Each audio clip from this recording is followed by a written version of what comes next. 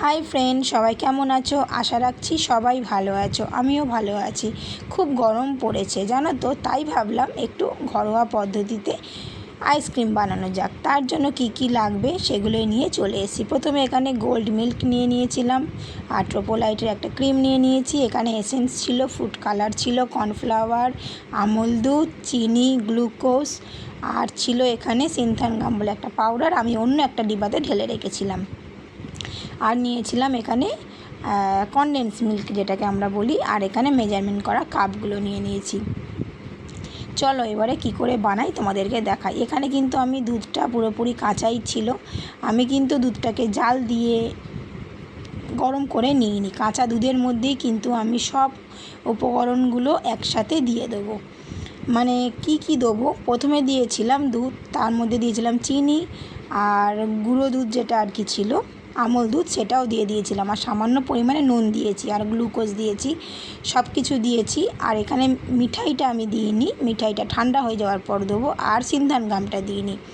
প্রথমে গ্যাসে বসিয়ে দিয়েছি, তোমাদেরকে আমি সেটাই দেখাচ্ছিলাম। গ্যাসটা কিন্তু আমি অন করিনি, কেন জানো? গুঁড়ো দুধটা আছে, সঙ্গে সঙ্গেই গ্যাসটা যদি আমি জোরে দিয়ে দিই না, গুঁড়ো দুধটা নিচে লেগে যায় আর পুড়ে যাবে। আমি নাড়তে নাড়তে গ্যাসটাকে অন করে একদম সিমে দিয়ে দিয়েছিলাম। আর কন্টিনিউ নাড়তে হবে, কন্টিনিউ মানে একদম কন্টিনিউ, হাত বন্ধ করা যাবে না। কিছুক্ষণ জাল দেওয়ার পর দেখো হালকা একটা ফুটে উঠেছে, তখন আমি এর মধ্যে দিয়ে দিয়েছিলাম সিনথেনগাম যে পাউডারটা ছিল, সেই পাউডারটা দিয়েও কন্টিনিউ আমি নেড়েছিলাম। আর 1 চামচ রেখে দিয়েছিলাম তুলে, আর একটা যে দুধ রেডি করে রেখেছিলাম তার মধ্যে দেব বলে। সেই দুধটা ভালো করে মিক্সড করে নিয়ে সিনথেনগাম পাউডারটা দেওয়ার পর একটু ভালো করে মিক্সড করে নিয়েছিলাম। মিক্সড করে নেওয়ার পর গরম অবস্থাতেই কিন্তু আমি ঢেলে দিয়েছিলাম ছাঁকনিতে, দেখতে পাচ্ছ?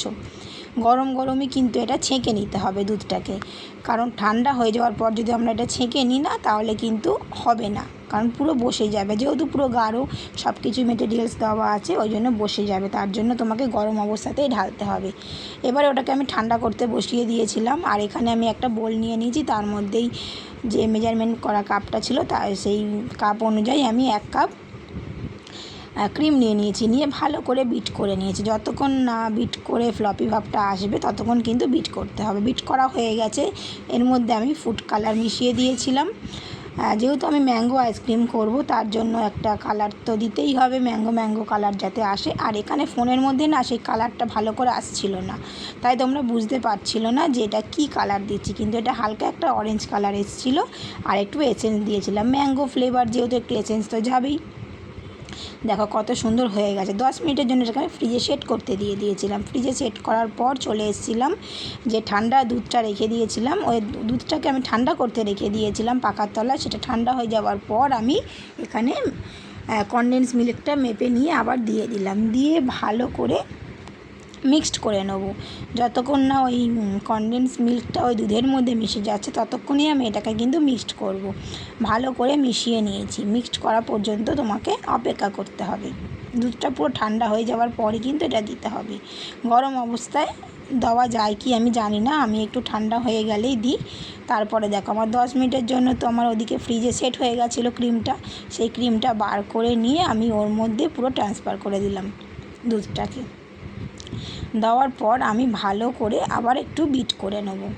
বিট করে নেওয়ার কারণ হচ্ছে এটা ভালো করে মিক্সড করতে হবে। অনেকক্ষণ ধরে এটা আমি কিন্তু করেছিলাম, তোমরা তো বুঝতে পারছো না, প্রায় 5-7 মিনিট ধরে আমি কিন্তু এটা বিট করেছিলাম। বিট করার পর ভালো করে দেখো কিন্তু মিশে গেছে।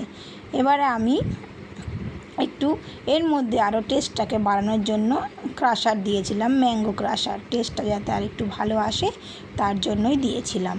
তোমরা দিতেও পারো, নাও দিতে পারো, কিন্তু ক্রাশারটা দিলে একটু খেতে ভালো হয়। দেখো কত সুন্দর স্মুথ হয়ে গেছে, দেখেছো? এবারে তো আইসক্রিম রেডি হয়ে যাবে।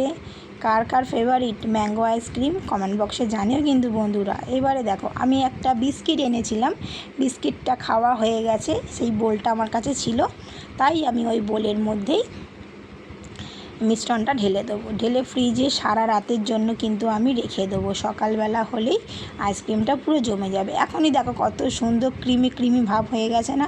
তাহলে জমতে তো বেশিক্ষণ সময় লাগবে না, তোমরা জানোই। ফ্রিজটা একটু জোরে দিয়ে দেবে, জোরে দিলে আইসক্রিমটা আমার রেডি হয়ে যাবে। কালকে যেহেতু পয়লা বৈশাখ, সেই উপলক্ষেই আমি কিন্তু আইসক্রিমটা বানিয়েছিলাম, ঘরেই বানিয়েছিলাম আর সবাইকে দেবো বলেই বানিয়েছিলাম। মানে যেহেতু আমি এক জায়গায় যাব, সেখানেই নিয়ে যাব, তার জন্য। কোথায় যাব সেই পরের ভিডিওতে কিন্তু আসবে, আমি কোথায় যাব আইসক্রিমগুলো নিয়ে। আর তোমাদেরকে আমি সার্ভ করেও দেখাবো আমার আইসক্রিমটা কীরকম জমেছে। এবারে আরেকটা আইসক্রিম বানাবো, তার জন্য নিয়ে চলে এসেছিলাম। তোমাদেরকে দেখিয়েছিলাম দুটো বলে আমি দুরকমভাবে দুধ দিয়ে রেখেছিলাম, সেটাকেও একই রকম প্রসেসে আমি করেছিলাম, কিন্তু এটা আমি বানাবো ভ্যানিলা আইসক্রিম। তার জন্য এখানে শুধু জাস্ট ফ্লেভার দিয়েছি, আর কোনো কিছু কালার অ্যাড করিনি, আর কোনো ক্রাশারও দিইনি, শুধু জাস্ট ফ্লেভারটা দিয়েছি, দিয়ে একই প্রসেসে এটাকে আমি করেছিলাম। তোমাদের যদি ভালো লাগে তোমরাও ঘরে এই একই রকমভাবে কিন্তু ট্রাই করতে পারো, খুব ভালো হয়। আমি তো বলবো খুব ভালো হয়, কারণ আমি দোকানেরও আইসক্রিম খেয়েছি, বাড়িরও আইসক্রিম খেয়েছি। আমি 1 বছরের বেশি, মানে 2 বছরের কাছাকাছি আমি আইসক্রিমটা বানাচ্ছি, কিন্তু আমার এখন বাইরের আইসক্রিম খেতে একদমই ভালো লাগে না। ঘরেরই আইসক্রিমটা আমার খুব ভালো লাগে। মানে কি বলবো, সব কিছুই তো ঘরের জিনিস দিয়েই বানিয়েছি, আর এখানে দুধ, কনডেন্স মিল্ক সব কিছু তো টেস্টি একটা ব্যাপার, তোমরা সবাই জানো। তাই বলছি, ঘরে যদি ভালো কিছু জিনিস খেতে চাও তাহলে ঘরেই বানিয়ে খেও, খুব ভালো হয়। আমি এখন বাইরের থেকে আমার ঘরের আইসক্রিমটা বানানো খুব ভালো লাগে। কেন বাইরেরও আইসক্রিম খাই, সেটা বলবো না যে বাইরের আইসক্রিম খাই না, কিন্তু খুব কম খাই, আর বাড়িরটাই বেশি খাই। টাইমের অভাবে সবসময় বানাতে পারি না, তখনই বাইরে খেয়ে নিই, কিন্তু যখন টাইম থাকে হাতে তখন আমি ঘরেই বানিয়ে রেখে দিই ফ্রিজে। অনেকটা পরিমাণে বাকি বানিয়ে আমি রেখে দিই, মাঝে মধ্যে যখন ইচ্ছা হয় তখন খাই। তারপরে দেখো, ওটাও একই প্রসেসে বানিয়ে নিয়েছিলাম। এখানে আমার একটা ঘরে চকলেটের বোল ছিল, তার মধ্যেই আমি এটাকে ট্রান্সফার করে নিয়েছিলাম। এটাকেও সেই একই রকমভাবে রেখে দেবো ফ্রিজের মধ্যে। এটা তোমাদেরকে আমি পরের দিন কিন্তু দেখাবো কতটা ভালো জমেছে, কত সুন্দর জমেছে। আর এটা বেশি ভর্তি করে কিন্তু আমি দিইনি, একটু কম করে দিয়েছিলাম যাতে ঢাকনাতে না আটকে যায়।